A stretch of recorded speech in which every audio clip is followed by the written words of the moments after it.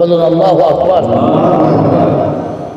আল্লাহ পাক নবীজিকে জানিয়ে দিলেন, হে নবী, এই মানুষগুলো আমি আল্লাহ আমাকে মানে, কিন্তু এই মানুষগুলো পরকালকেও কিন্তু মানে।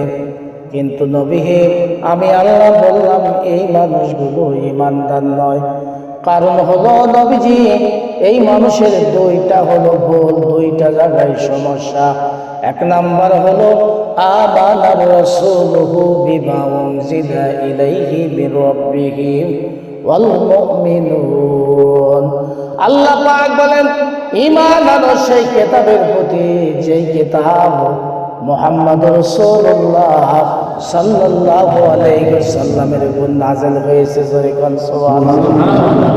কোন কিতাব? যেই কিতাব মুহাম্মদ সাল্লাল্লাহু আলাইহি ওয়াসাল্লামের উপর। কার উপর? ঈসাও নয়, মুসা নয়, দাউদ নয়, ইব্রাহিম নয়। যেই কিতাব মুহাম্মদুর রাসূলুল্লাহ সাল্লাল্লাহু আলাইহি ওয়াসাল্লামের উপর নাযিল হয়েছে, সেই কিতাবের উপর তোমাদের ওই মানুষগুলি ঈমান আনবে।